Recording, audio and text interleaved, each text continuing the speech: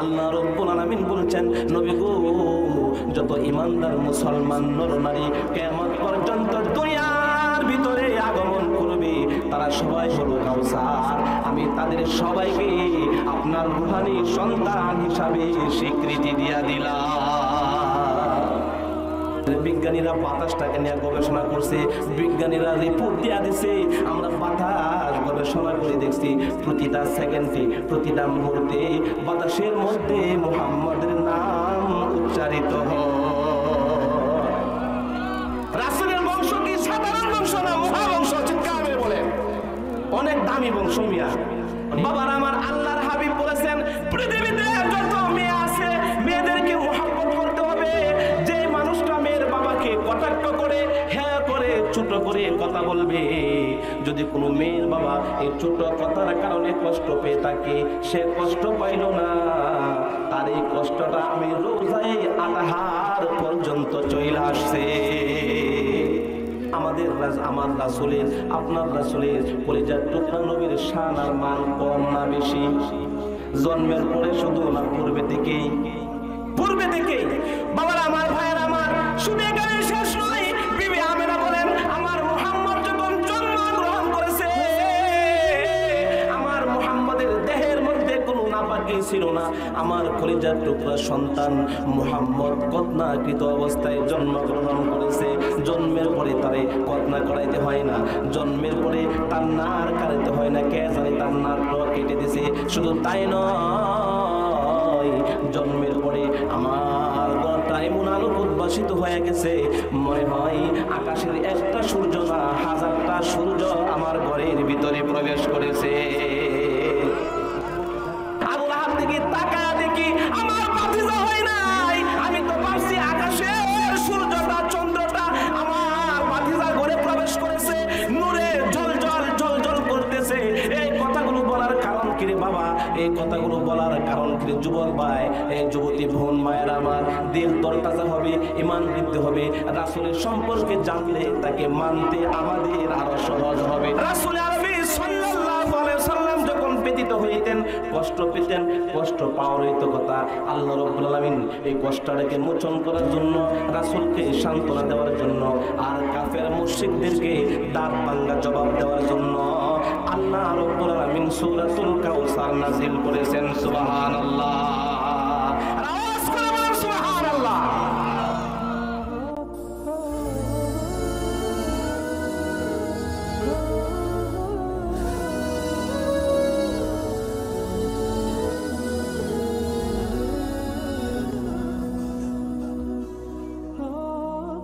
প্রিয় হাজিরিন, আমি প্রাসঙ্গিক আলোচনা করতে চাই না।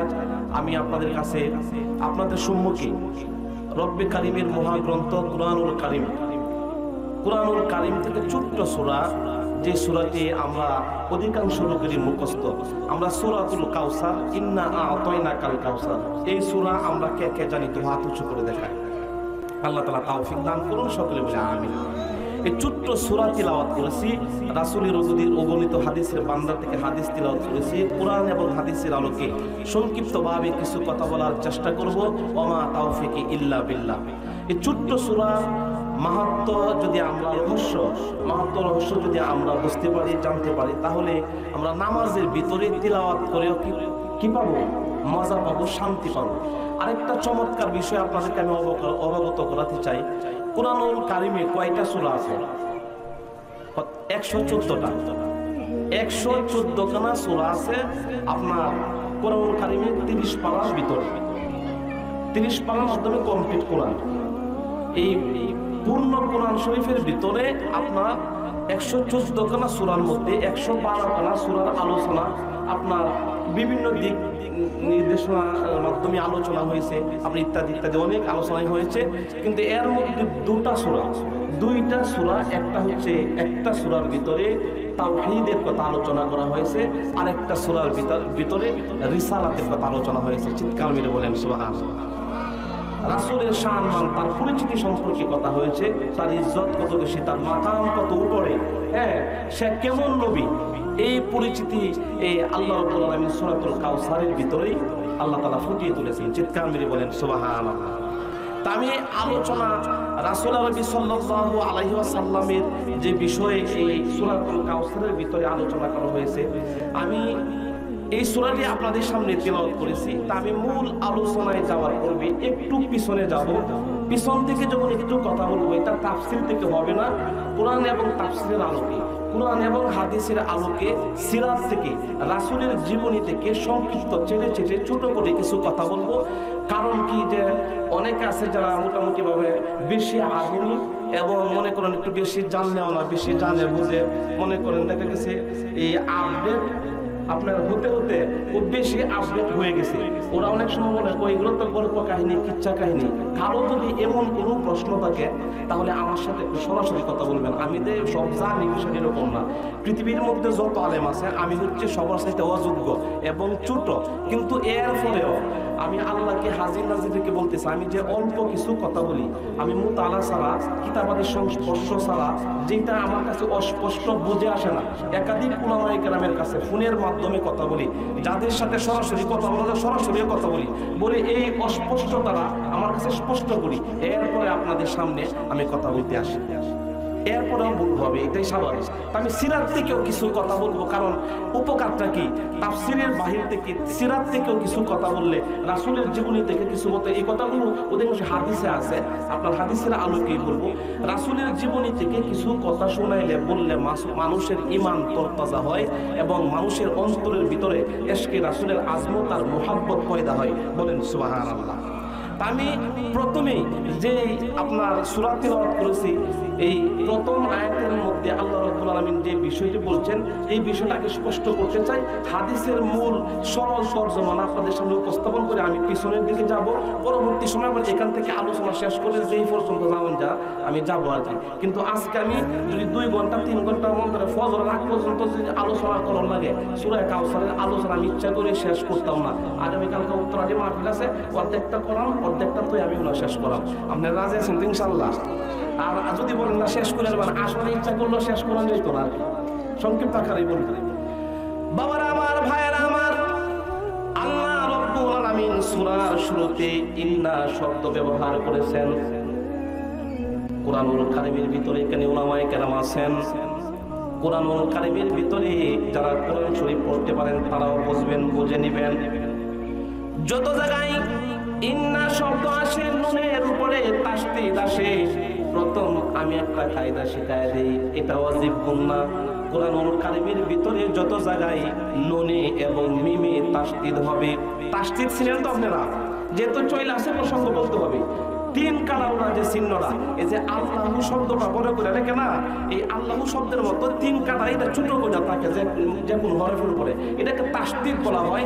তাসদীদুল হরফ 2 বার করতে হয়, ঠিক না? ঠিক করে বলেন যারা কোরআন শরীফ পড়তে পারেন। নুনে এবং মিমে, নুনে এবং মিমে কয়টা হরফ? নুনে এবং মিমে, নুনে এবং মিমে যদি তাসদীদ আসে, এই নুন এবং মিমটাকে গুণনা করে পড়তে হয়, এটাকে ওয়াজিব গুণনা বলে। কেউ যদি গুণ না হবে গুণা হইব, কি হইব? গুণা হবে। এসবে বাবারা আমার, ভাইয়ারা আমার, এটা হচ্ছে একটা কায়দা।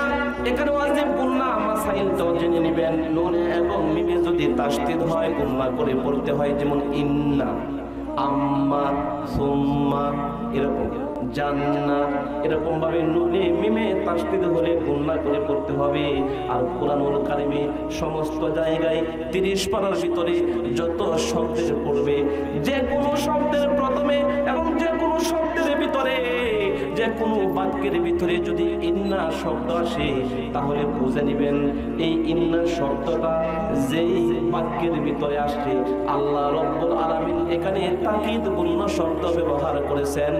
আল্লাহ রাব্বুল আলামিন তাকিদ দিয়ে কিছু কথা বলেছেন, সুবহানাল্লাহ।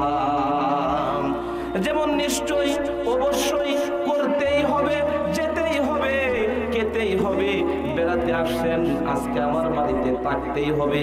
জামাই 6 মাস ধরে আসেন না, বছরে ঈদে আসছেন, আজকে যাওয়া যাবে না, বাচ্চার মারে কল দেয়া বইলা দেন, আজকে থাকতেই হবে, 1 সপ্তাহ বেড়াতেই হবে। এই কথাগুলো কি তাকিদপূর্ণ কথা না নরমাল কথা? বলেন। থাকতেই হবে, খেতেই হবে, যেতেই হবে, এই কথাগুলো কি নরমাল একজনকে বললেন না তাকিদ দিয়া বললেন? তাকিদ দিয়া বলা হয়েছে। আমি বললাম যে না আজকে আর খাওয়া দাওয়া করবো না। আপনি বললেন না খেতেই হবে, যদি আপনি আমাকে মহব্বত করে থাকেন আমার আবদার রাখতে হবে, খেতেই হবে। কে যান খাবো না, স্বাভাবিকভাবে বললেন খেতেই হবে, আপনার বসতেই হবে, তাকিদপূর্ণ কথা, হৃদয়ের গভীর থেকে আপনি হৃদয় উজাড় করে আপনি এই কথাগুলো আমাকে বলছেন। আল্লাহ রাব্বুল আলামিন এই সূরার শুরুতে ইন্না আ'তাইনাকাল কাউসার, আল্লাহ রাব্বুল আলামিন সূরার শুরুতে হরফে মুশাব্বাবিল ফিল ব্যবহার করা হয়েছে। পুরা 30 পারা কোরআনের ভিতরে আল্লাহ শুধু ইন্না শব্দ তাকিদের ক্ষেত্রে ব্যবহার করে থাকেন। এখানে ইন্না শব্দ ব্যবহার করে আল্লাহ রাব্বুল আলামিন বলছেন ইন্না আ'তাইনাকাল কাউসার, নিশ্চয়ই আমি রব্বে কারীম তোমাকে হাউজে কাউসার দান করেছি। সুবহানাল্লাহ। নিশ্চয়ই হে নবী, নিশ্চয়ই আমি আপনাকে হাউজে কাউসার দান করছি। বুঝে আসছে কথাটা?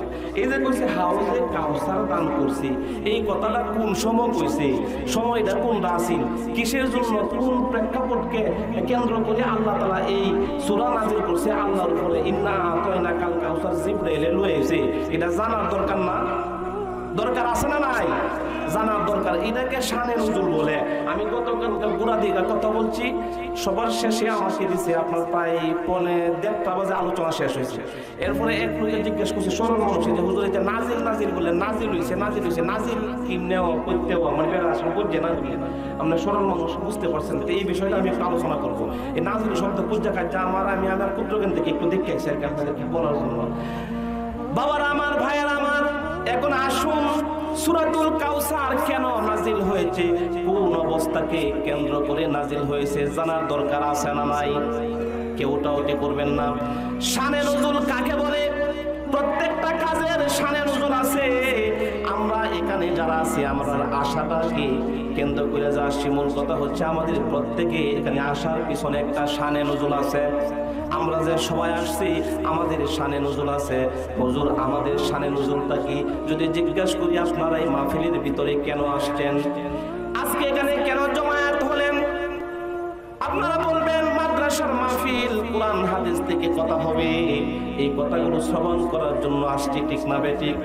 মূল কথা হলো এখানে সামনে টাঙ্গানো হয়েছে, মাইক সেটিং করা হয়েছে, দূর থেকে উলামায়ে কেরামকে দাওয়াত দেওয়া হয়েছে, এখানে একটা মাহফিলের ব্যবস্থা করা হয়েছে, মজলিসের ব্যবস্থা করা হয়েছে। এই মজলিসটাকে কেন্দ্র করে আপনি যে এখানে আসছেন, আপনি আসার শানে নুজুলটা হচ্ছে আজকের এই মাহফিল, ঠিক না বেটি? এই মাহফিলকে কেন্দ্র করেই তো আপনি আইসুন। কালকা যদি এই সবগুলা সরাই নেয়, এভাবে কি সুন্দরভাবে সারিবদ্ধভাবে আয়সা বসবেন আগামী কালকা? কথা বলে না, কথা বুঝতেছেন আপনারা? বসবেন না তো? আজকে আসছেন কোন বিষয়টাকে উপলক্ষ করে, কোন অবস্থার উপরে আপনি নির্ভর করে আসছেন যে আজকে মাহফিল হবে, মাহফিল আপনি দিনই কথা শুনবেন, আমল করবেন, নিজেকে পরিবর্তন করবেন। মূল কথা হচ্ছে মাহফিলকে কেন্দ্র করে আপনারা এখানে আসছেন। এখানে আসার পিছনে মূল কারণ হচ্ছে এই, আপনার মূল উদ্দেশ্য হচ্ছে এখানে দিনই কথা শুনবেন, মাহফিলকে কেন্দ্র করে আসছেন। এই মাহফিলটাই হচ্ছে আজকে আমাদের প্রত্যেকে এখানে আসার শানে নুজুল। বলেন সুবহানাল্লাহ। তেমনি ভাবে আল্লাহ রাব্বুল আলামিন নির্ধারিত একটা প্রেক্ষাপটকে কেন্দ্র করে, অবস্থাকে কেন্দ্র করে আল্লাহ রাব্বুল আলামিন প্রতিটা আয়াত নাজিল করেন, প্রতিটা সূরা নাজিল করেন। এজন্য বাবারা আমার, ভাইরা আমার, এই ইন্না আ'তাইনা সূরাতুল কাউসার আল্লাহ রাব্বুল আলামিন কেন নাজিল করেছেন? বাবারা আমার, ভাইরা আমার, কেন নাজিল করেছেন? এই প্রশ্নের জবাবে আপনাদেরকে বলতে চাই, আল্লাহর রাসূলের ছেলে সন্তান ছিল নাকি ছিল না? জোরে বলেন। রাসূলের ছেলে সন্তান আসিন না মরে গেছেন গা? মূল কথা হচ্ছে আমি আপনাদের কাছে প্রশ্ন করতে চাই, আল্লাহ রাসূলের কি শুধু মেয়ে সন্তান আছেন না ছেলে সন্তান আছেন? ছেলে সন্তান ছিল না? মাঝে দূরে কথা বলবেন। ছেলে সন্তান ছিল না শুধু মেয়ে সন্তান ছিল?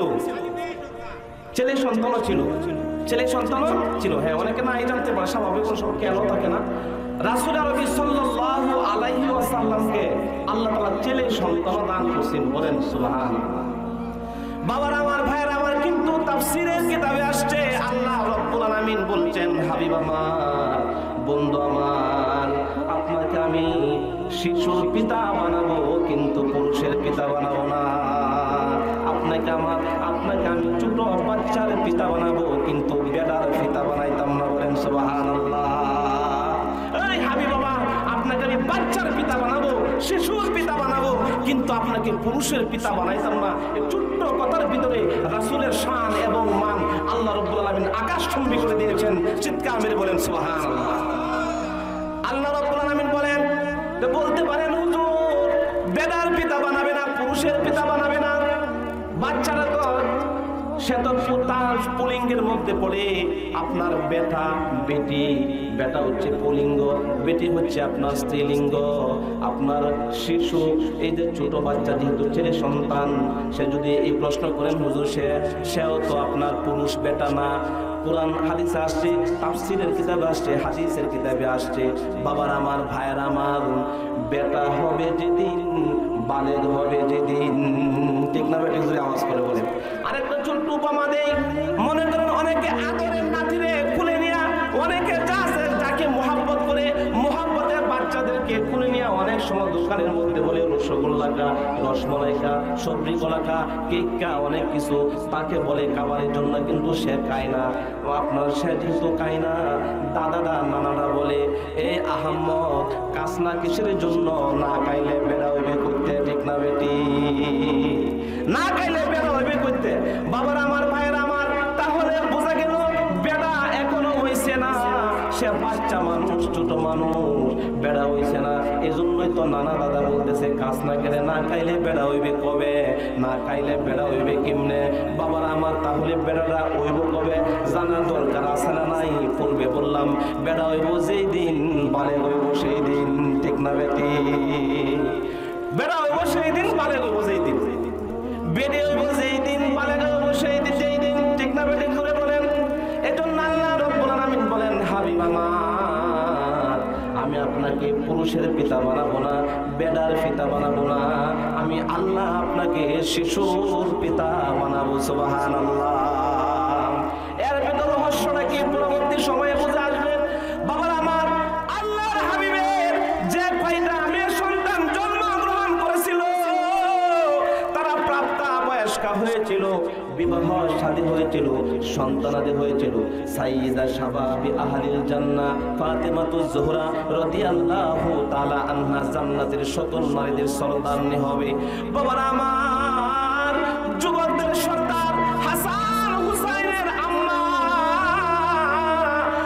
বাবারা আমার, ভাইয়ের আমার, আসাদুল্লাহ যাকে আল্লাহর বাগ বলা হয়েছে, যে বীর সেনা ছিল, বীর পুরুষ ছিল, এক নম্বর যুদ্ধ ছিল।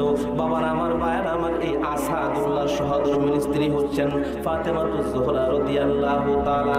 এই ফাতেমাতুজ জোহরা রাদিয়াল্লাহু তাআলা আনহা রাসূলের আদরের নয়নমণি, কলিজার টুকরা।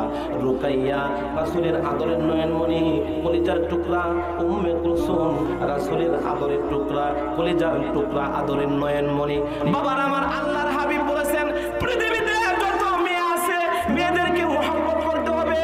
যে মানুষটা মেয়ের বাবাকে কটাক্ষ করে, হ্যাঁ করে, ছোট করে কথা বলবে, যদি কোনো মেয়ের বাবা এই ছোট কথার কারণে কষ্ট পেয়ে থাকে, সে কষ্ট পাইল না, তার এই কষ্টটা আমি রোজায়ে আতাহার পর্যন্ত চলে আসছে। নাউজুবিল্লাহ কইতেন না সবাই? আল্লাহর হাবিব বলতেছেন মেয়ের বাবাকে যে গালি দিল, সে আমাকে গালি দিল। আমি অনেক জায়গায় এই কথাগুলো বলে থাকি রে বাবা, যুবক ভাই, কেন সমাজের মেয়েরা এখন অবহেলিত, লাঞ্ছিত। অনেকে মেয়ের বাবাকে ছোট কইরা দেখি, মেয়ে যখন একাধারে একটা হয়, দু নম্বরে দুটা হয়, যদি তিনটা হয়, এভাবে একাধারে যদি মেয়ে হতে থাকে, শেষ পর্যন্ত মনের মানুষটা, ভালোবাসার মানুষটা, প্রাণ প্রিয় স্বামীটা পর্যন্ত তার স্ত্রীর উপরে টর্চার করে থাকে। এরকম কাপুরুষ আমাদের সমাজে আছে না? না,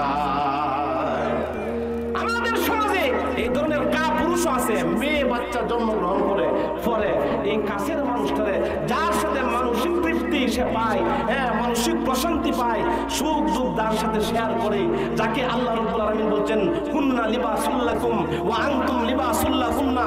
স্বামী হচ্ছে স্ত্রীর চাদর, আর স্ত্রী হচ্ছে স্বামীর চাদর।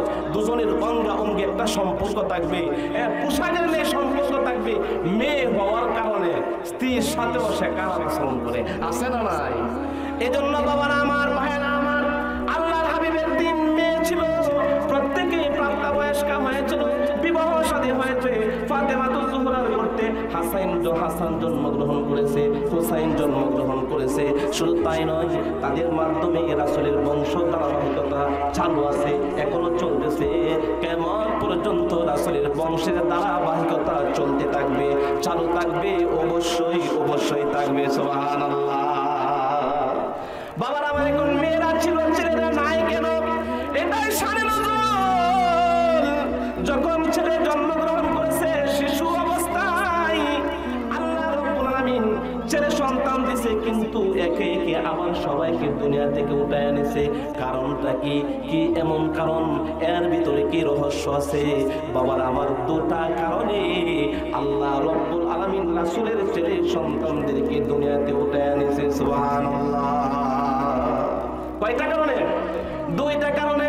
বাবারা আমার, কথাটা ছোট করি, তাদেরকে যখন দুনিয়া থেকে উঠে আনে, এর ভিতরে রাসূলের শান আর মান লুকায়িত আছে, রাসূলের ছেলে সন্তানদের ইজ্জত লুকায়িত আছে। যারা কমজোরি মানুষ, যারা সাধারণ মানুষ, যারা সাতিমে রাসূল, যারা রাসূলের দুশমন, তারা বুঝতে পারে না কিসের জন্য দুনিয়া থেকে উঠে এনেছে।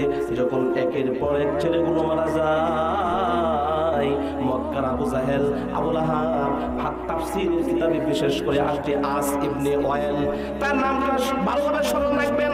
আস ইবনে ওয়াইল, রাসূলের ছেলে সন্তান যখন মারা যায়, আস ইবনে ওয়াইল লোক সমাগমে, চায়ের স্টলে, রাস্তাঘাটে, হাটে বাজারে, সব জায়গায় স্লোগান দেয়, সব জায়গায় বলে, চিন্তা করবা না, মুহাম্মদ আর কয়দিন বাঁচবে, মুহাম্মদ কয়দিন কালিমার দাওয়াত দেবে, তার নাম নিশানা দুনিয়াতে কেউ নেবে না, সে হবে লেজ কাটা, সে হবে নির্বংশ, সে হবে অপয়া। কারণ আল্লাহ রাব্বুল আলামিন তার ছেলে সন্তানদেরকে দুনিয়া থেকে উঠায় নিতেছে। নাউযুবিল্লাহ। আপনাদের কাছে আমি প্রশ্ন করতে চাই, আপনার ছেলে সন্তান হওয়ার পরে শিশু অবস্থায় যদি আবার মারা যায়, যারা আশপাশের লোক, প্রতিবেশী, বন্ধু বান্ধব, কেউ না কেউ যদি এই কথা বলে, হ্যাঁ আটকুরা, নির্বংশ, আচ্ছা বলেন এটা পুরা কাটা গার মাঝে লেবুর লস দেওয়া না? কথা বলা ঠিক আছে না? লেবুর লস দেওয়া হয়। দুঃখের মধ্যে আপনার দেখা গেছে এখানে আরো কষ্ট দিচ্ছে রাসূল আরবি সাল্লাল্লাহু আলাইহি ওয়াসাল্লাম। বাবার আমার, ভাইয়ের আমার, আস ইবনে ওয়াইল বলে, মুহাম্মদের নাম নিশানা কেউ নেবে না, মুহাম্মদের নাম দুনিয়ার মধ্যে থাকবে না, পৃথিবীর মানচিত্র হতে মুছে যাবে। তারা এভাবে অপপ্রচার দিতেন, রাসূলকে কষ্ট দিতেন। আল্লাহ রাব্বুল আলামিন বলেন, এই কথাগুলো বলার পরে বিশ্বনবী কষ্ট পাইতেন, বিশ্বনবীর মন খারাপ থাকতেন, বিশ্বনবী অনেক ব্যথিত হইতেন। বাবা আমার, ভাইয়ের আমার, রাসূল আরবি সাল্লাল্লাহু আলাইহি ওয়াসাল্লাম যখন ব্যথিত হইতেন, কষ্ট পেতেন, কষ্ট পাওয়ারই তো কথা। আল্লাহ রাব্বুল আলামিন এই কষ্টটাকে মোচন করার জন্য, রাসূলকে সান্ত্বনা দেওয়ার জন্য, আর কাফের মুশরিকদেরকে দাঁত ভাঙা জবাব দেওয়ার জন্য আল্লাহ রাব্বুল আলামিন সূরাতুল কাউসার নাযিল করেছেন। সুবহানাল্লাহ। আওয়াজ করে বলেন সুবহানাল্লাহ। এখন বুঝতে পারছেন তো সূরা কাউসারটা কিসের জন্য নাযিল হয়েছে? কার কার বুঝাইছে যে সূরাতুল কাউসারটা নাযিল হওয়ার কারণটা কার কার বুঝাইছে? একটু হাত তুলেন তো দেখি, বুঝাইলে তো ভালো লাগে। আল্লাহ তাআলা আমাদেরকে তৌফিক দান করুন, সকলে বলে আমিন। বাবারা আমার, ভাইয়েরা আমার, কাফেরদের দাঁত ভাঙা জবাব দেওয়ার জন্য, তাদের অপপ্রচারের জবাব দেওয়ার জন্য, রাসূলকে সান্ত্বনা দেওয়ার জন্য, এটাকে কেন্দ্র করে, এই প্রেক্ষাপটটাকে কেন্দ্র করে আল্লাহ তাআলা সূরা কাউসার নাযিল করেছেন। এখানে রেখে দিলাম, পরবর্তী সময়ে সূরাতুল কাউসার নাযিল করেছেন, ইন্না আতাইনাকাল কাউসার। এর ভিতরে রাসূলকে সান্ত্বনা দিবেন, আর বলছেন অজস্র নিয়ামত দিলাম। সান্ত্বনা কিসের জন্য দিবেন, কিভাবে দিবেন, কেমন ধরনের সান্ত্বনা দিবেন, এই কেমন ধরনের সান্ত্বনার কথা বলি আমি আলোচনা শেষ করব। এখানে রেখে দিলাম, আমি যদি ভুলে যাই আপনারা আমাকে স্মরণ করায়া দিবেন। এখানে রেখে দিলাম, আল্লাহ রাব্বুল আলামিন রাসূলকে সান্ত্বনা দিবেন। কাফেররা যখন সমালোচনা করে রাসূল নির্বংশ, উনি আবতা, উনি আটকুরা, উনি নির্বংশ, এটার জবাবে যে সূরা কাউসার নাযিল করে সান্ত্বনা দিবেন। কি সান্ত্বনাটা, এটা বলে আলোচনা শেষ করব, এখানে রাখলাম। এখন আসুন, এখন একটু পিছনে যাই। পিছনে যাওয়ার কি দরকার? আমি প্রয়োজন মনে করতেছি দরকার। বাবার আমার, ভাইয়ের আমার, এখানে আমি সরাসরি নবী থেকে আলোচনা করলাম। উনি নবী হয়ে গেছেন, নবী হওয়ার পরে কিন্তু এই ঘটনা, নবী হওয়ার পরে সূরাতুল কাউসার নাজিল করেছেন। নবী হওয়ার পূর্বেই, উনি জন্মের পূর্বেই ওনার কদর আর সম্মান কতটুকু ছিল সামথিং বোঝায়া দেওয়ার জন্য আমি একটু পিছনে যেতে হবে। রাজা আছেন তো ইনশাআল্লাহ? বাবারা আমার, পিছনে কিসের জন্য যাব? সিরাত থেকে কথাগুলো বলতেছি, হাদিসের কিতাবে আলোচনাগুলো আসছে। আমাদের নবী সাধারণ নবী নয়, আমরা কিন্তু সাধারণ নবীর উম্মত নয়। বাবারা আমার, জন্মের পূর্বে রাসূলের কিছু কারিশমার কথা, কিছু কেরামতের কথা আমি আপনাদেরকে জানায় দিতে চাই। বিবি আমেনা যখন আমেনা বোন বলেন, যখন আমার শিশু মুহাম্মদ জন্মগ্রহণ করেছে, বাবার আমার, ভাইয়ের আমার, এর আগে রাসূলের পিতার কথা বলতে চাই। রাসূলের পিতার নাম ছিল আব্দুল্লাহ। রাসূলে আরবি সাল্লাল্লাহু আলাইহি সাল্লামের সম্মানিত পিতার নাম আব্দুল্লাহ। এই আব্দুল্লাহ নামটা রাখার পিছনে আল্লাহ প্রদত্ত ইশারা ইঙ্গিত ছিল। সুবহানাল্লাহ, ইশারা ইঙ্গিত ছিল। রাসূলের কদর কত, রাসূলের পিতার জীবদ্দশায় রাসূলের আপনার নামটা প্রকাশ হয়ে গেছে, রাসূলের শান এবং মান বেড়ে গেছে। আমরা যে কতটুকু দামি নবীর উম্মত, নিজের মূল্যায়নটা নিজে দেই না, রাসূলকে কদর করি না, রাসূলকে অনুকরণ করি না। আল্লাহর হাবিব বলেছেন, ফামান তাবিআনি ফাইন্নাহু মিন্নি ওয়া মান আসানি ফাইন্নাকা গফুরুর রহিম। বাবার আমার, এই আয়াতের আলোকে ইব্রাহিম আলাইহিস সালাম তার অনুসারীদেরকে নসিহত করেছিলেন। আল্লাহর হাবিব বলেছেন, যারা আমার অনুসরণ করবে, আমাকে অনুকরণ করবে, তারা আমার দলভক্ত। যারা আমার অনুসরণের বাহিরে, তারা আমার দল থেকে দূরে। বাবার আমার, ভাইয়ের আমার, বিশ্বনবীর পিতা আব্দুল্লাহকে যখন বিবাহ করাবেন, বাবার আমার, ভাইয়ের আমার, মক্কা থেকে তার বাড়ি থেকে যখন রওনা দিয়েছেন, তাফসীর হাদিসের কিতাবে আসছেন, আব্দুল্লাহ যখন বিবাহ করার জন্য বাড়ি থেকে বের হয়েছে, প্রতিমধ্যে একজন ইহুদি কন্যার সাথে আপনার সাক্ষাৎ হয়ে গেছে। বলেন সুবহানাল্লাহ। রাসূলের দাম কত, আমাদের দাম কত বোঝানোর জন্য বলতে হবে, ফাতেমা বিন মুল্লার সাথে সাক্ষাৎ হয়ে গেছে। ফাতেমা বিনতে মুল্লা ইহুদি কন্যা বটে, কিন্তু সাধারণ মহিলা নাই, পণ্ডিত মহিলা, তাওরাতের আলেমা ছিলেন, জাবুরের আলেমা ছিলেন, সিনাটা জ্ঞান দিয়া তারপর করেছিল পণ্ডিত মহিলা। যখন আব্দুল্লাহরে দেখতে পেয়েছে, ফাতেমা বিনতে মুল্লা বলতেছে, সাধারণ পুরুষ না, মহাপুরুষ। আমি তাওরাত আমি মোতালা করেছি, তাওরাত আমি গবেষণা করেছি, জাবুর গবেষণা করেছি।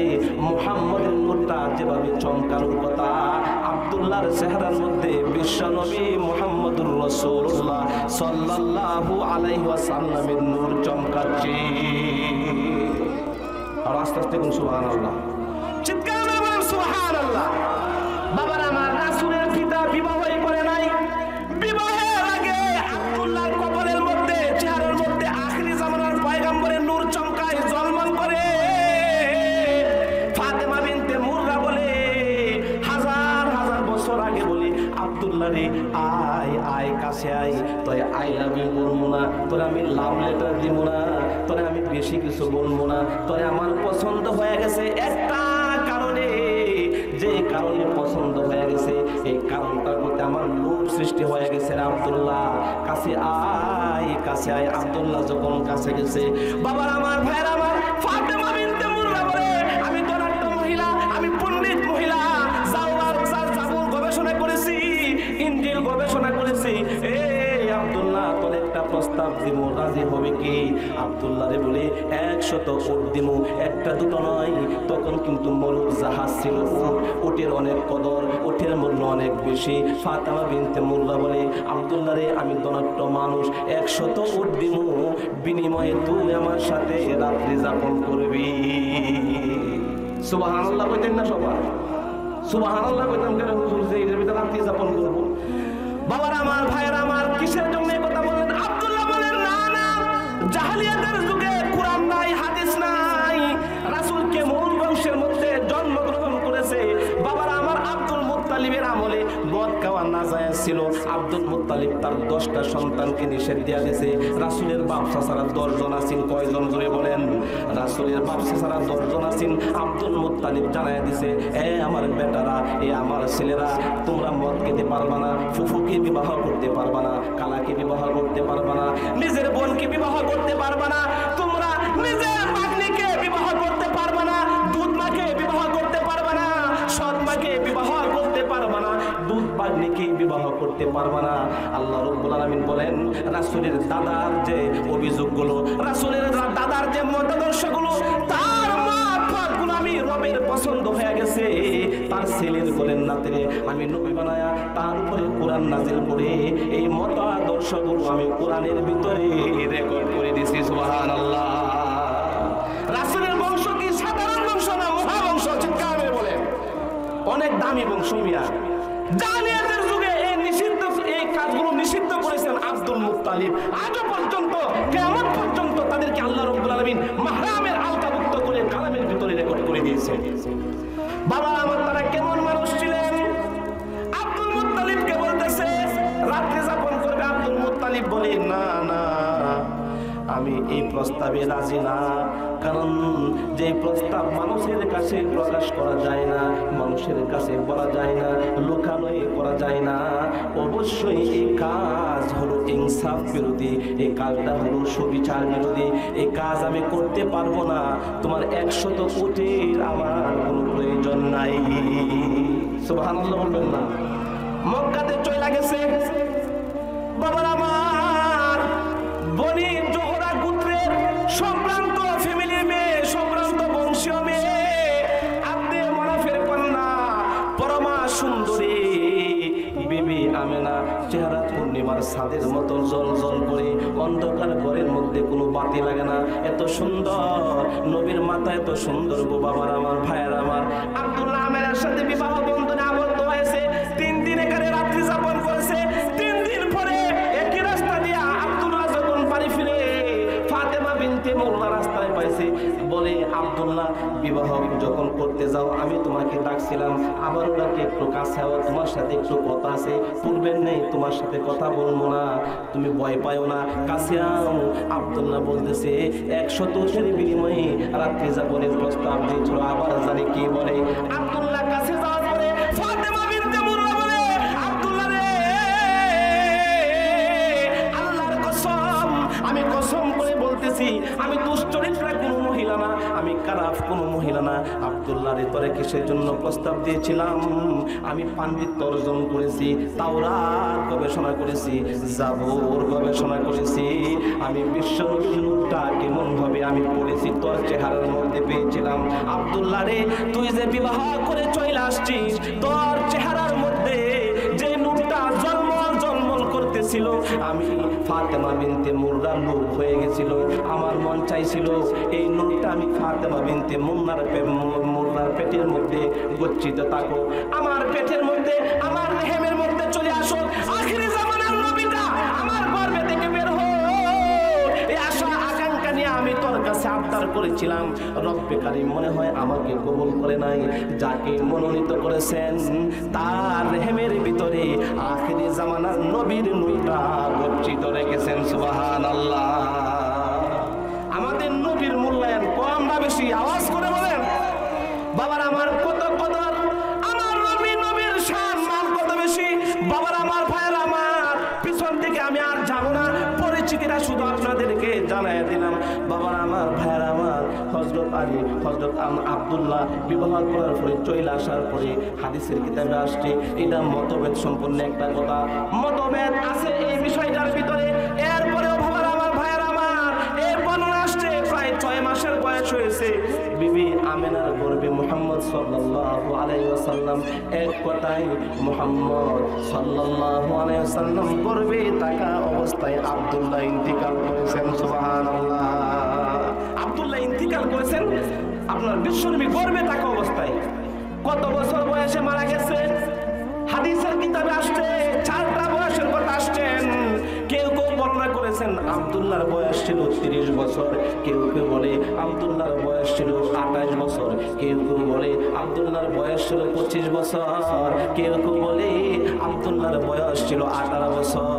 বাবার আমার, ভাইয়ার আমার, আল্লামা জালালউদ্দিন সুয়ুতী রহমাতুল্লাহি আলাইহি বলেন, বাবার আমার, ভাইয়ার আমার, বলতেছেন আব্দুল্লাহ যে 18 বছর বয়সটা, এই 18 বছর বয়সটাকে সবাই সাপোর্ট করেছে। সর্বসম্মতিক্রমে 18 বছর বয়সে আব্দুল্লাহ ইন্তিকাল করেছেন। বাবার আমার, ভাইয়ার আমার, আরেকটু চমৎকার দুই একটি কথা বলি।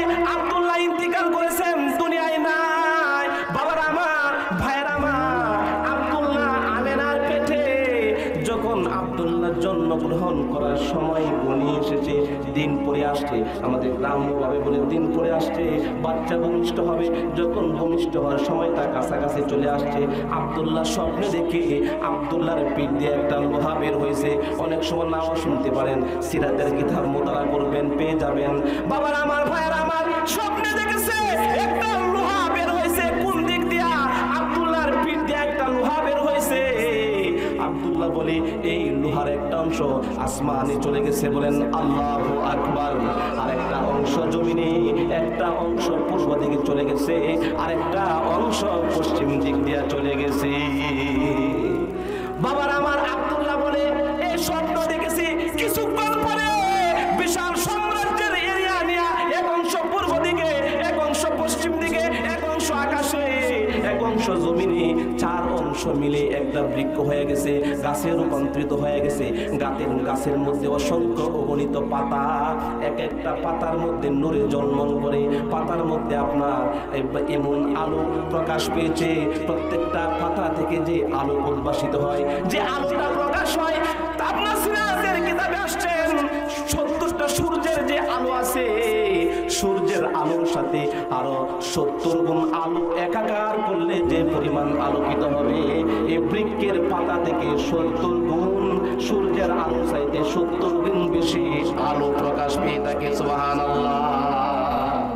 তখন স্বপ্নের তাবিজ যারা করে ওদের কাছে গেছে, আব্দুল্লাহ বলতেছে আমি তো স্বপ্নে দেখছি আমার ফিরে একটা শিকল বাইরেছে, একটা গেছে গা আসমানও, আর একটা গেছে জমিনও, একটা গেছে গা পূর্ব দিকে, একটা গেছে গা পশ্চিম দিকে। কিছুক্ষণ পরে গাছ হয়ে গেছে গা এত এত ফাতা, ফাতার মধ্যে এ আলো জল জল জল জল করে, নূরের সূর্যের যে আলো এর চাইতে 70 গুণ বেশি আলো। এটা কি দেখলাম? আশ্চর্য এক স্বপ্ন। স্বপ্নের তাবিজ বলতেছে ভয় পাওয়ার কোনো কারণ নাই, আমনের বংশে এমন এক সন্তান জন্মগ্রহণ করতেছে যিনি রাহমাতাল লিল আলামিন হবে, যিনি নবীদের নবী হবে। চিৎকার মেরে বলেন সুবহানাল্লাহ। এমন এক সন্তান আগমন করতেছে ভূপৃষ্ঠে, যাকে তাম পৃথিবীর মানুষ অনুসরণ করবে, মুহাব্বত করবে, কলিজা ছেড়ে ভালোবাসবে। ঠিক না বেটি করে বলেন? হচ্ছে কি হচ্ছে না? রাসূলকে আমরা কি ভালোবাসি না ঘৃণা করি? ভালোবাসি। বাবার আমার, ভাইয়ের আমার, আব্দুল মুত্তালিব বুঝতে আর বাকি নাই, আমার ছেলে দুনিয়ায় নাই। আমেনা গর্ভবতী, তার গর্ভে থেকে দামি সন্তান আসবে। বাবার আমার সন্তান মুহাম্মদ সাল্লাল্লাহু আলাইহি সাল্লাম দুনিয়ায় আসার পূর্বে আমেনা জানায় দিয়েছে, আমেনা গো, তোমার গর্ভে যে সন্তান যদি জন্মগ্রহণ করে, এই সন্তানটার নাম রাখবো মুহাম্মদ। সুবহানাল্লাহ।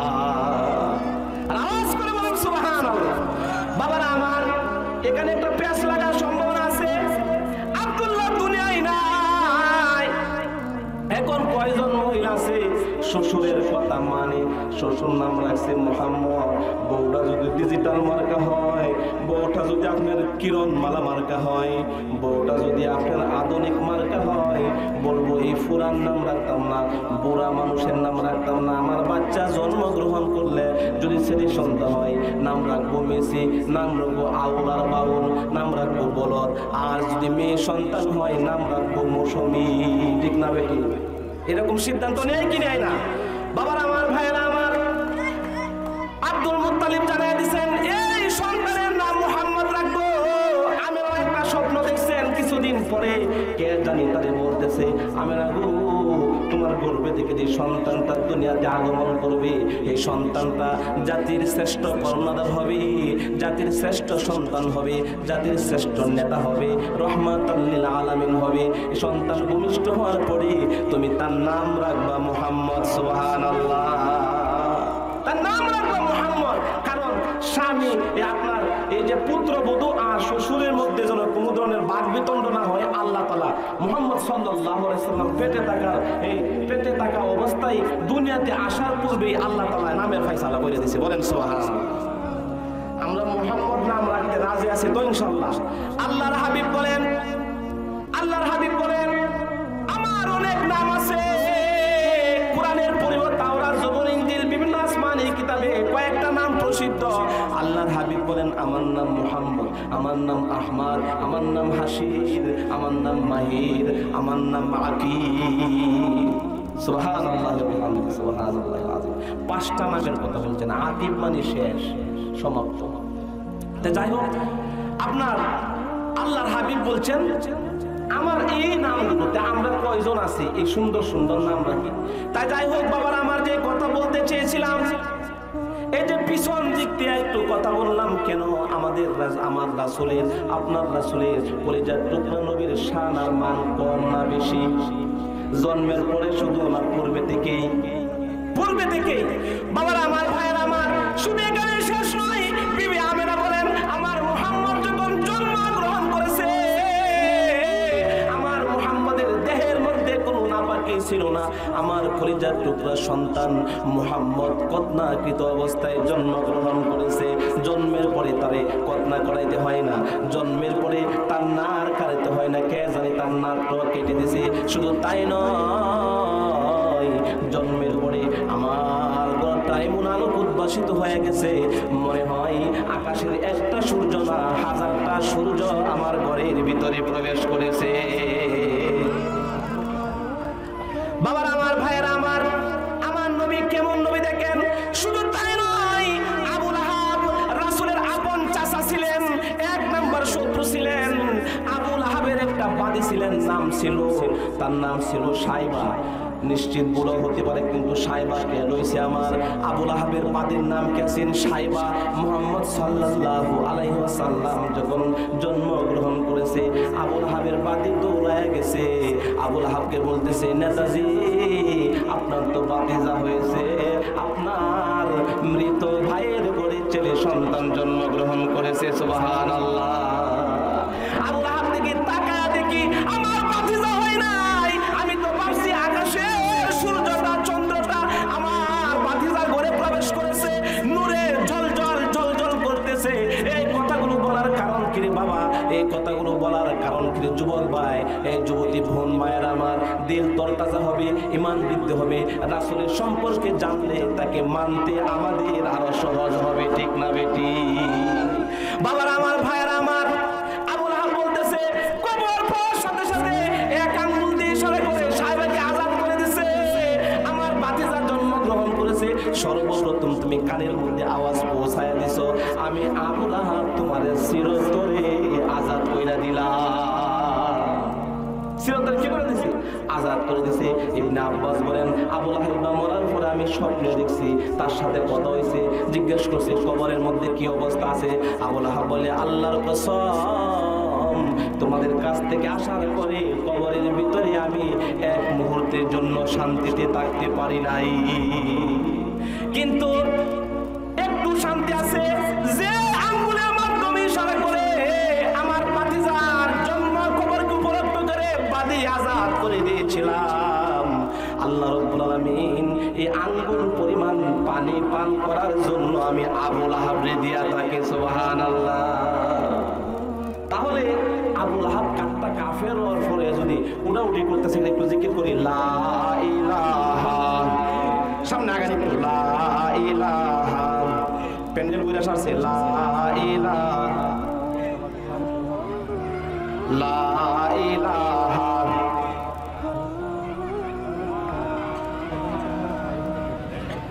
লা ইলাহা।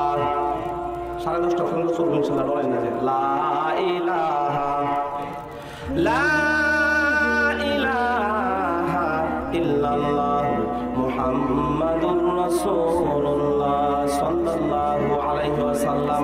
বাবার আমার, ভাইয়ের আমার, যে কথা বলতে চেয়েছিলাম, আবু লাহাব যদি আপনার আঙ্গুল দিয়ে ইশারা করে বাদী আজাদ করে একটু শান্তি পাইতে পারে, আংশিক শান্তি পাইতে পারে। আমরা তো তার মুহাব্বতের উম্মত। আমরা উম্মত হয়ে যদি রাসূলের অনুকরণ করি তাহলে আমাদের লাভ হইব না লস হইব? লাভ হবে, লাভ। এজন্য বাবার আমার, ভাইয়ের আমার, আমল আখলাকের মাধ্যমে রাসূলের সম্মানের বিরোধিতা করা যাবে না, তার অনুসরণের বাহিরে যাওয়া যাবে না। বাবার আমার, জন্মের পূর্বে তার সম্মান কত আল্লাহ রাব্বুল আলামিন কুরআনুল কারীমের ভিতরে বর্ণনা করেছেন। নবী মুহাম্মদ সাল্লাল্লাহু আলাইহি ওয়াসাল্লাম হাদিসের ভিতরে বর্ণনা করেছেন। এখন আসুন, এই নবী যখন প্রাপ্ত বয়স্ক হয়েছে, বিবাহ শাদী করেছে, বাবার আমার, ভাইয়ের আমার, মেয়ে সন্তানরা জন্মগ্রহণ করছে, ছেলে সন্তান হয়েছে, ছেলে সন্তান হওয়ার পরে তা খেয়ে না মারা যায়। এই যে তুই ইসলাম লাগে মারা যাওয়াকে কেন্দ্র করে যখন কাফের মুশরিকরা সমালোচনা করে, তখন তাদের সমালোচনার দাঁত ভাঙ্গা জবাবে রাসূলকে সান্ত্বনা দেওয়ার জন্য আল্লাহ রাব্বুল আলামিন সূরা কাউসার নাজিল করেছেন। সুবহানাল্লাহ। সূরা কাউসার নাজিল করেছেন। কাউসার শব্দের অনেক ব্যাখ্যা, এটা বিস্তৃত একটা শব্দ, আপনার এটা মহাসমুদ্রের মতো। এজন্য আমি আমার ক্ষুদ্রজ্ঞান থেকে কাউসার শব্দের ব্যাখ্যা করা সম্ভব না।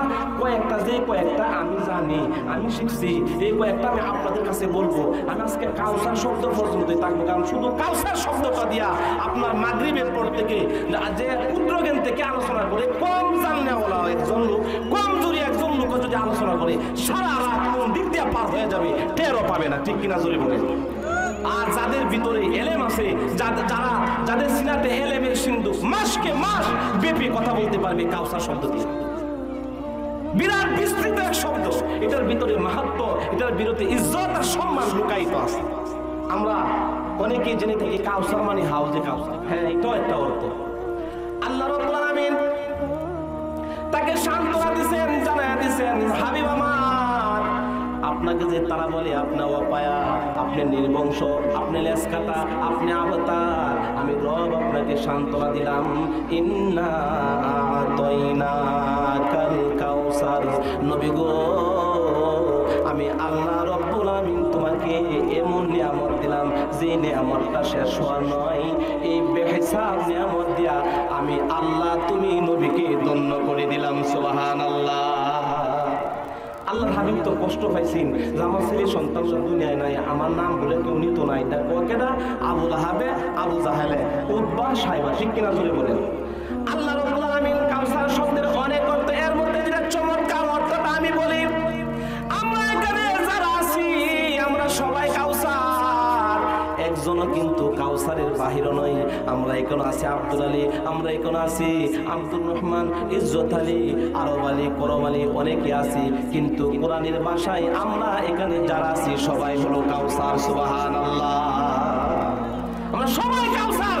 আল্লাহ রাব্বুল আলামিন বলতেছেন, হাবিব আমার, কাউসার শব্দের একটা অর্থ হলো আপনার কাসরুন, কাসির, কাউসার, এই যে প্রতিশব্দগুলো আছে আপনার, যাই হোক কাউসার শব্দের যে অর্থটা, এই অর্থটা হচ্ছে গণনা করে শেষ করে যাবে, গণনা করে শেষ করা যাবে না। কি গণনা করে শেষ করা যাবে না? আকাশের তারকাগুলা জন্মের পর থেকে মৃত্যু পর্যন্ত গুনতে থাকবেন, কিন্তু তারকাগুলো শেষ করে আপনি গুনে গুনে শেষ করতে পারবেন না, ঠিক কিনা? আল্লাহ রাব্বুল আলামিন জানায়া দিয়েছেন, হাবিব আমার, ওগো নবীজি, দুনিয়ার মধ্যে আপনার যত উম্মত আসছে, ভবিষ্যতে আসবে, কিয়ামত পর্যন্ত আসবে, বাঁচবে, মরবে, শহীদ হবে, সুদখোর, ঘুষখোর, বাবারা আমার, আল্লাহ রাব্বুল আলামিন বলতেছেন, কিন্তু ঈমান থাকলেই চলে, মুসলমান হইলেই চলে। ইহুদি নাসারাদের কথা আল্লাহ রাব্বুল আলামিন বলেন নাই। আল্লাহ রাব্বুল আলামিন বলছেন, নবী গো, যত ঈমানদার মুসলমান নরনারী কিয়ামত পর্যন্ত দুনিয়ার ভিতরে আগমন করবে, তারা সবাই হলো কাউসার। আমি তাদের সবাইকে আপনার রূহানি সন্তান হিসাবে স্বীকৃতি দিয়া দিলাম। কেউ এত বড় একটা সুসংবাদ শুনছেন যে সুবহানাল্লাহর আওয়াজ এত কম করে, চিৎকার মেরে বলেন সুবহানাল্লাহ।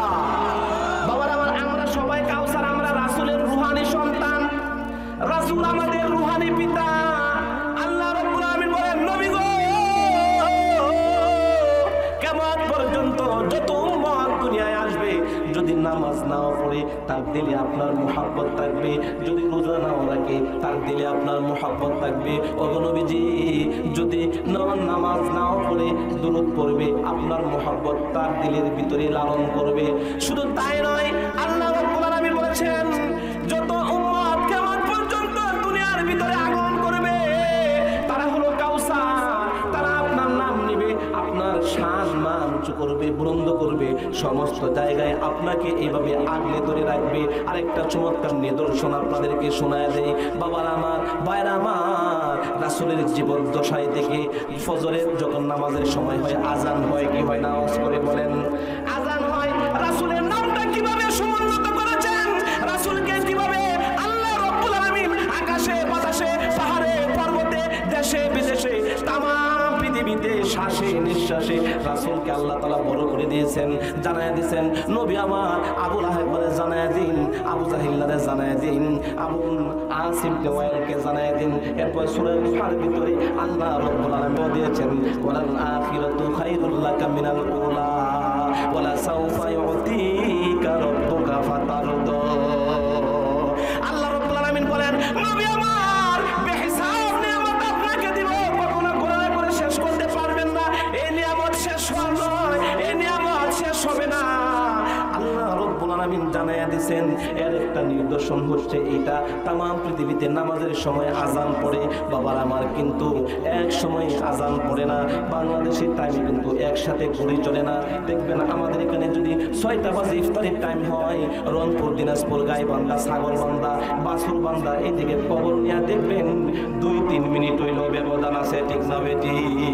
সিলেট খবর নিয়ে দেখবেন অনেক ব্যবধান আছে, পাকিস্তান খবর নিয়ে দেখবেন ব্যবধান আছে, তুর্কিস্তান খবর নিয়ে দেখবেন ব্যবধান আছে, তাজিকিস্তান খবর নিয়ে দেখবেন ব্যবধান আছে, হিন্দুস্তান খবর নিয়ে দেখবেন ব্যবধান আছে, আরব আমিরাতে খবর নিয়ে দেখবেন ব্যবধান আছে। এইভাবে ব্যবধান আছে। বিজ্ঞানীরা রিসার্চ করে দেখছে, বিজ্ঞানীরা বাতাসটাকে নিয়ে গবেষণা করছে, বিজ্ঞানীরা রিপোর্ট দিয়ে দিছে। আমরা বাতাস গবেষণা করে দেখছি, প্রতিটা সেকেন্ডে প্রতিটা মুহূর্তে বাতাসের মধ্যে মুহাম্মদের নাম উচ্চারিত হয়। আল্লাহ রাব্বুল আলামিন বলেন নে নবী আমার, আবু লাহাবকে কেউ চিনতো না, আবু জাহলকে কেউ চিনতো না, আসিফ নে ওয়াইলকে কেউ চিনতো না। মুহূর্তে মুহূর্তে সেকেন্ডে সেকেন্ডে আপনার নাম আকাশে বাতাসে পাহাড়ে পর্বতে জনসমাগমে নীরবে নির্জনে উচ্চারিত হবে, সুমন্ত্রিত করা হবে। এটা হচ্ছে কাউসার। আল্লাহ রাব্বুল আলামিন বলেন এটাও কাউসারের আওতাভুক্ত। নবী গো কাউসার হলো এমন নিয়ামত, যে নিয়ামত শেষ হওয়ার নয়। এই নিয়ামতটা কখনো শেষ হবে না, গণনা করে শেষ করতে পারবেন না। নবী আমার এই নিয়ামতের মাধ্যমে আমি আপনার শান মান বৃদ্ধি করে দিয়েছি। সুবহানাল্লাহ। এজন্য বাবার আমার, ভাইয়ের আমার, এটাও কাউসার। আর আমরা হচ্ছে রাসূল আরবি সাল্লাল্লাহু আলাইহি ওয়াসাল্লামের রূহানি সন্তান। এটা হচ্ছে আল্লাহর হাবিবের স্পেশাল একটা নিয়ামত। বাবার আমার অজস্র নিয়ামত দিয়েছেন, অজস্র নিয়ামত দিয়েছেন। আল্লাহ রাব্বুল আলামিন বলছেন অজস্র নিয়ামত আমি মুহাম্মদ সাল্লাল্লাহু আলাইহি ওয়াসাল্লামকে দিয়া ধন্য করেছি। এর মধ্যে বিশেষভাবে 3টা নিয়ামতের কথা আল্লাহ রাব্বুল আলামিন কালামুল্লাহর ভিতরে ঘোষণা করেছেন। সুবহানাল্লাহ। 3টা নিয়ামতের কথা কি করছেন? কালামুল্লাহর ভিতরে ঘোষণা করছেন। এর মধ্যে কাউসার শব্দের তো একটা কথাই বললাম, আমরা সবাই কাউসার। হাউজে কাউসার আমাদেরকে দান করা হয়েছে, বিশ্বনবীকে দান করা হয়েছে। তার নাম আযানের ধ্বনির মাধ্যমে, দুরূদের মাধ্যমে, সুন্নাহর মাধ্যমে, কোরআন তেলাওয়াতের মাধ্যমে আল্লাহ রাব্বুল আলামিন সুমন্ডিত করেছেন, উচ্চারিত করেছেন, মর্যাদা তার বৃদ্ধি করে দিয়েছেন। আর আল্লাহ রাব্বুল আলামিন বলেছেন কাউসার মানে এমন নিয়ামত যে নিয়ামতের কোনো গণনা নাই, কিন্তু কোরআনের ভিতরে বিশেষ 3টা নিয়ামতের কথা আল্লাহ রাব্বুল আলামিন বলে দিয়েছেন। আল্লাহ রাব্বুল আলামিন বলে দিয়েছেন নবী আমার 3টা নিয়ামতের ভিতরে 1 নাম্বার নিয়ামত হচ্ছে আলাম ইয়াজিদ কায়াতিমান ফাআওয়া। বলেন আল্লাহু আকবার। 1 নাম্বার নিয়ামত। এই 3টা নিয়ামতের কথা বলে শেষ করে দিব। আল্লাহ রাব্বুল আলামিন বলেন নবী আমার আপনাকে পিতৃহীন থেকে বাবা ছোটবেলা মারা গেছে, আপনি এতিম ছিলেন। আবুল মুত্তালিব আপনার দাদার কাছে আপনি বড় হয়েছেন, আব্দুল মুত্তালিব মারা গেছে, আবু তালিব আপনার চাচার কাছে আপনি মানুষ হয়েছেন। আবু তালিব বেদিন ছিলেন, মুশরিক ছিলেন। আল্লাহ রাব্বুল আলামিন বলেন, এ নবী আমার হাবিবুল্লাহ, আমি আবু তালিবের দেহের ভিতরে এমন মুহাব্বত ঢেলে দিয়েছি, এমন ভালোবাসা ঢেলে দিয়েছি, যে ভালোবাসার কারণে আবু তালিব নিজের সন্তানদের চাইতে তুমি বিশ্ব নবীকে মুহাব্বত করেছে। সুবহানাল্লাহ। এটা এক নম্বর নিয়ামত, একটা নিয়ামত। দুই নম্বর নিয়ামত আল্লাহ রাব্বুল আলামিন বলেন, ওয়া ওয়াজাদাকা দাল্লান ফাহাদা। বাবার আমার দুই নম্বর নিয়ামত আল্লাহ রাব্বুল আলামিন বলেন, তাফসীরের কিতাবে মুফাসসিরে কেরাম বলেন, দল্লা শব্দের মাধ্যম, দল্লা শব্দের অর্থ হলো অনভিজ্ঞ, আপনার কম জানেওয়ালা, যেটা জানে না। আল্লাহ রাব্বুল আলামিন বলেন, নবী গো, আপনি নবুয়ত প্রাপ্ত হওয়ার পূর্ব মুহূর্ত পর্যন্ত মক্কার লোকেরা আপনাকে আমানতদার বলতো, আপনাকে আলামিন বলতো। নবী আমার সবাই আপনাকে মুহাব্বত করতো। এরপরেও আমি রবের বিধিমালা আপনার জানা ছিল না। বয়স যখন 40 হয়েছে, আমি আল্লাহ রাব্বুল আলামিন নবী বানায়া তো আপনাকে নবুয়ত প্রাপ্ত করে আমি রব্বে কারীম আপনার মধ্যে পূর্ণতা দান করেছি। সুবহানাল্লাহ। ছোট্ট একটা কথা, হাসির একটা আপনার ফান একটা কথা বলি, যেটা মুসলমানের হাসি নামক কিতাবের মধ্যে আসছে, আপনার না বললেই নয়। এক নতুন বউ, এতক্ষণ করছি না বললে কি এটা হইব? আপনার নতুন বউ ফিলিতে বসার পরে শ্বশুর আর বউ একসাথে বসছে, কাবারে বসছে আর কি।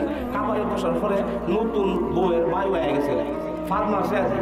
তখন ফাঁদ মারছে বলতে তাস করে শব্দ হয়েছে। তো শব্দ হওয়ার পরে অনেকটা লজ্জা না, এই কাছের বাসনে পানি দিছে, পানির মধ্যে এভাবে আপনার আঙ্গুল বসতেছে। আঙ্গুল বসলে কিন্তু একটা ক্যাতকুত শব্দ, ঠিক না? ঠিক ধরে বলে এই ক্যাতকুত শব্দ করে বলে গেছে যে আব্বা আসলে ফাঁদ দিছে না, এটা বাস নিয়ে শব্দ, বুঝতেছে না? তো শ্বশুরে কইতাছে দুর্বিড়ি দে, লজ্জা হইলে প্রথমে সংশোধন হয়ে যাও, ভবিষ্যতে এরকম আর ভুল না হয়। তো বাসার মধ্যে যে ক্যাতকুত আওয়াজ কইরা তুমি ফাঁদের শব্দ না ডাকেলা, কিন্তু দুর্গন্ধটা যাইব কই? ঠিক না? ঠিক করে বলে দুর্গন্ধটা ডাকবেন কিভাবে? তো এইভাবে আপনার আমাদের সমাজে কিছু লোক আছে, টুপি মাথা, পাঞ্জাবি মাথা, একদম মুখোশধারী, কিন্তু হ্যাঁ মনে হচ্ছে যে আমি ভালো হয়ে গেছি। এরকম লোক আছে না? হ্যাঁ, এরকম বহু লোক আছে যারা দরিদ্র, হত দরিদ্র মানুষের সম্পদ আত্মসাৎ করে, জবরদস্তি কইরা মানুষের হক নষ্ট করে এবং অসহায় মানুষের উপরে জুলুম নির্যাতন করে। সাময়িক সময়ের জন্য যদি ভালো জায়গা দুর্গন্ধ নিব, ঠিক কিনা জুড়ে বলে। কিন্তু হ্যাঁ, আত্মা ইবু মিনাজ জামবি কামাল্লাহ জামবালাহু, সহিভাবে যদি তওবা করে, আল্লাহর কাছে আত্মসমর্পণ করে, আল্লাহ তাআলা অবশ্যই অবশ্যই তাকে ক্ষমা করে দিবেন। চিৎকার দিয়ে বলেন সুবহানাল্লাহ। তে বাবার আমার, ভাইয়ের আমার, আমি আলোচনা আমি আর দীর্ঘায়িত করবো না, শেষ করে দিই, ঠিক না? শেষ করে দিচ্ছি। আমি এই পর্যন্ত যে আলোচনা করেছি রাসূলের পরিচিতি সম্পর্কে, ইমান তরতাজার জন্য, ইমান বৃদ্ধি পাওয়ার জন্য যে কথাগুলো বলছি, আর কাউসার শব্দের দু একটা ব্যাখ্যা আমি আপনাদের সামনে উপস্থাপন করেছি। আমরা নিজেরাও কাউসার। আল্লাহ রাব্বুল আলামিন বলেছেন, আল্লাহ সাউফা ইউতিকা রাব্বুকা ফাতারদা, আমি আপনাকে অজস্র নিয়ামত দিছি, প্রাচুর্য দিছি, শান মান বৃদ্ধি করে দিয়েছি। আল্লাহ রাব্বুল আলামিনও এই কথাগুলো রাসূলকে বলছেন। এখন এই যে নিয়ামত দিয়েছেন, আল্লাহ তাআলা যে রাসূলকে নিয়ামত দিয়েছেন, যদি আমরা কেউ যদি একটা হাদিয়া দেয়, এই হাদিয়াটা পাওয়ার পরে আমি শুকরিয়া আদায় করা দরকার না? শুকরিয়া আদায় করা দরকার। আল্লাহ রাব্বুল আলামিন বলছেন, আপনি ওদের কথা মন খারাপ করবেন না, ব্যতীত হবেন না। আপনার ছেলে সন্তান মারা গেছে দেখে কি হয়েছে? পৃথিবীতে যত উম্মত আসবো, সমস্ত উম্মত হচ্ছে আপনার সন্তান, রুহানি সন্তান। নিজের সন্তানেরা যেভাবে আপনার মান সম্মান আপনার আকাশচুম্বী করে উঁচু করে রাখতো, তারাও নিজের কলিজা ছেড়ে দেহ থেকে তরতাজা রক্ত দিয়া আপনার নাম উচ্চারিত করবে। আপনার নাম আপনার পৃথিবীর সমস্ত জায়গায় সমুন্নত রাখবে। চিৎকার দিয়ে বলেন সুবহানাল্লাহ। বাবার আমার, ভাইয়ার আমার, এই যে নিয়ামতের কথা আল্লাহ রাব্বুল আলামিন জানাইছেন, জানায়া দিয়া ফাসল্লি রাব্বিকা ওয়ানহার ইন্না শানিআকা হুয়াল আবতার, এই দুই আয়াতের ভিতরে আল্লাহ চমৎকার কিছু কথা বয়ান করছেন, উপস্থাপন করছেন। আর বলছেন, নবী আমার, হাবিব আমার, আমি যে অজস্র নিয়ামত আপনাকে দান করলাম, যেই নিয়ামত শেষ হওয়ার নয়, এখন আপনার পক্ষ থেকে কিছু শুকরিয়া আদায় করা দরকার না? বলেন সুবহানাল্লাহ। এই কথাটা কইতাছে কেডা? শুকরিয়া আদায় করা দরকার বলতে শুকরিয়া আদায় করবেন। কিভাবে করবেন শুকরিয়া আদায়টা? রাসূল কিভাবে শুকরিয়া আদায় করবে আল্লাহ রাব্বুল আলামিন বাকি যে দুইটা আয়াত রয়েছে ফাসলুন লিরাব্বিকা ওয়ানহার ইন্না শানিআকা হুয়াল আবতার, এই দুই আয়াতের ভিতরে এটা বর্ণনা আছে এবং রাসূলের কৃতজ্ঞতা স্বীকার করতে হবে। নিয়ামত পায়া এই নিয়ামতের শুকরগুজার করতে হবে। আমাদেরও নিয়ামতের শুকরগুজার করতে হবে। কিভাবে নিয়ামতের শুকরগুজারটা আল্লাহর হাবিব করবেন, আমরা করব। সিস্টেমটা কি? কোন পথে এই কৃতজ্ঞতাটা জ্ঞাপন করতে হবে। আল্লাহ তাআলা যদি আমরাও বাসা আমারও বাসা, কোন সিস্টেমে কৃতজ্ঞতা জ্ঞাপন করব? রাসূলকে কিভাবে আপনারা এই শুকরগুজার করার জন্য, কৃতজ্ঞতা স্বীকার করার জন্য কিভাবে আল্লাহ শিখাইয়া দিয়েছেন, এই সিস্টেমটা কোনটা? এই বয়ানটা বাকি দুই আয়াতের ভিতরে আছে। আগামীকালকে যদি আল্লাহ তাআলা হায়াত তারাজ করে আপনাকে আমাকে বাঁচায় রাখে, উত্তরাদির মাহফিলটা হয়, এই মাহফিলে আমি বাকি দুই আয়াতের আলোচনা করার চেষ্টা করব। এ পর্যন্ত যে আলোচনা করছি আল্লাহ রাব্বুল আলামিন আপনাকে আমাকে সকলকেই ভুলগুলো মার্জন করে সহিহগুলোর উপরে আমল করার তৌফিক দান করুন। সকলে বলে আমিন। ওয়া আখিরু দাওয়ানা আলহামদুলিল্লাহি রাব্বিল আলামিন। আসসালামু আলাইকুম ওয়া রাহমাতুল্লাহি ওয়া বারাকাতুহু।